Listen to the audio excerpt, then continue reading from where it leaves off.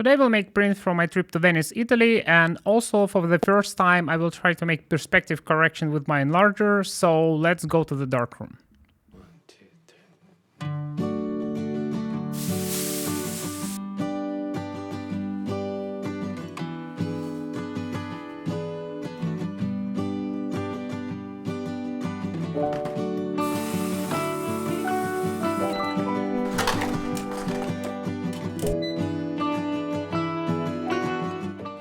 I always have an idea to correct the perspective of my shots of the buildings from my Leica M4II. This is quite common problem with the buildings if you just shot them upstanding position and point the lens upwards. And also today I bought a new tool, and this is zero stud gun, so it means it's discharge static electricity, and if you press and release the trigger slowly, it emits heavily charged airflow. And when you release the trigger, it actually discharges the surface. It's commonly used in a different types of plastics and application with the winding and unwinding of the film. Probably this is quite expensive tool for what it is, but this thing is almost unbreakable and you can use it for lifetime. In our application of film photography, it's quite important to remove all the static, especially if you're using plastic and your room have a really dry conditions. So when you discharge the surface, you can easily blow off all the dust and it doesn't stick to the surface. So let's go to the calibration and find the middle position on the cyan channel, and from there let's choose the proper magnification and the framing for our picture, and let's calibrate all the channels. But as you remember last time when I make a calibration, I have not enough of magenta channel amplification. So you can fix it in two different ways. So the first way, you can apply calibration on a one-stop opened aperture. So it means you will have on all three knobs different settings for calibration. But you need to keep in mind when you go for the real exposure, you need to close down the aperture a little bit. And this knob on the magenta channel will be halfway down. But I'm at the moment using different approach. I know the magenta channel is too low, so I'm adding 10 points on the magenta channel.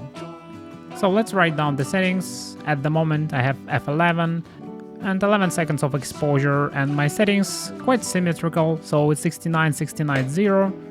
And because I developed film myself, I'm pretty sure it's quite good with the development, and my temperature was perfect for development.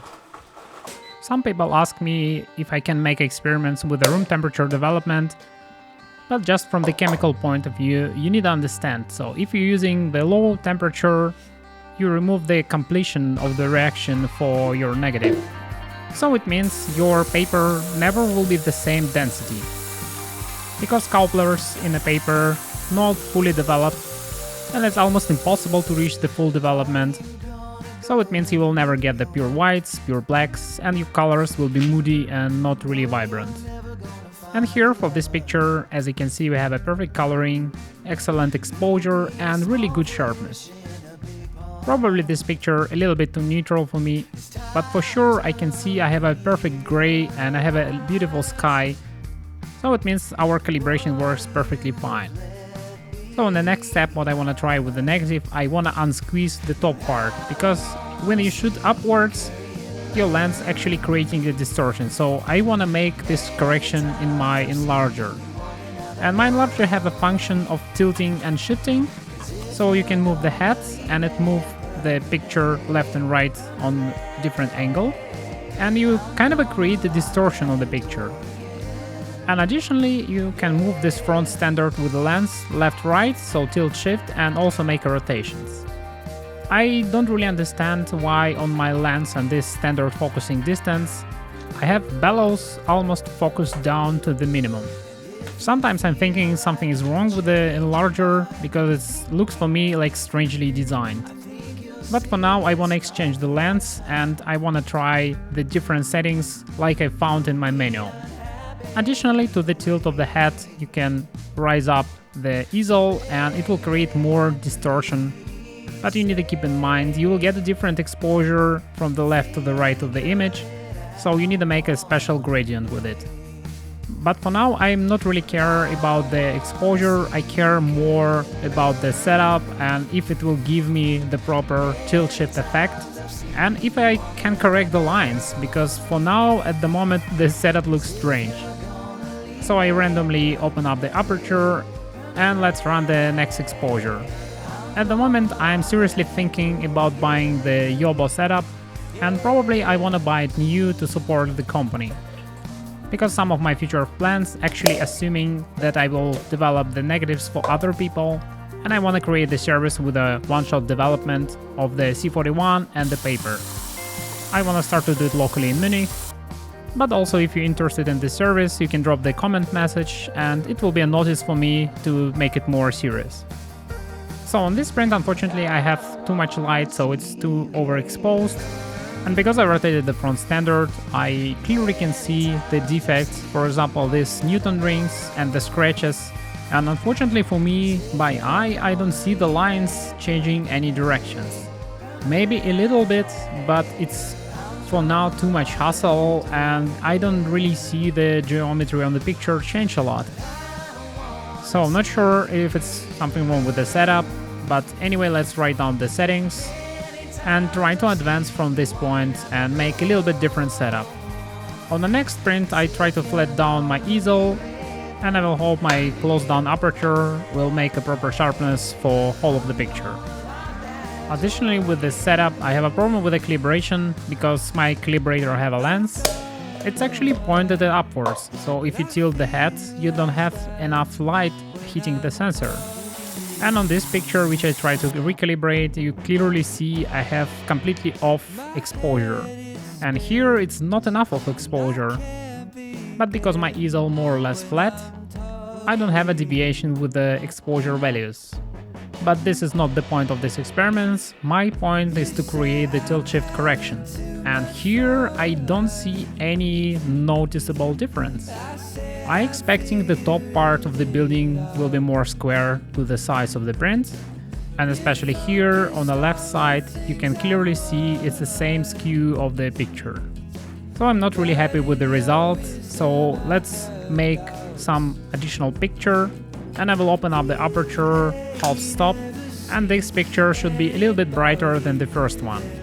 And I want to notice that because I'm using anti-Newton glass, and if everything is perfectly clean, it means you're running into problems with the Newton rings even on this type of glass, so the perfect cleanness also have a downside. And to avoid it, you just need to unpress the negative and press it back and probably move it a little bit. Sometimes one small pocket of air can create these Newton rings, so it's probably a little bit of dust or one small piece of dust on top of the negative. But I'm really happy with the anti-static gun. It's removed all the static electricity, especially with the scanning and from my vinyl records. And because in future I want to move into the 120 film scanning, and I definitely don't want to go with a scanning route with the macro lens. This workflow is actually quite horrible, especially if you want to do anything commercially, or even for yourself, but with the excellent, repeatable quality. For example, I don't want to sit and retouch negatives, and this is quite good example. If you have a good picture from the beginning and you have no dust, no scratches, it will probably work. But I want to have additional option with removing dust and scratches from my final pictures, especially because I have a negatives which I not develop myself, and if I will work with the negatives which people provide to me. So and now let's compare the final picture with the first picture what I make. On the first one it's more darker, more neutral picture, and the second one a little bit more brighter. I want to push a little bit of sunny Italy vibe in the picture and make it less gloomy and more sunny. Unfortunately, still I don't see any big difference in the geometry on this picture, so let's think about it how to make it better later on the new videos. And once again, all of the prints what I make available on my web shop, and so far all of the profits what I make with my web shop goes to humanitarian help of Ukraine. Thank you for watching and see you in the next videos.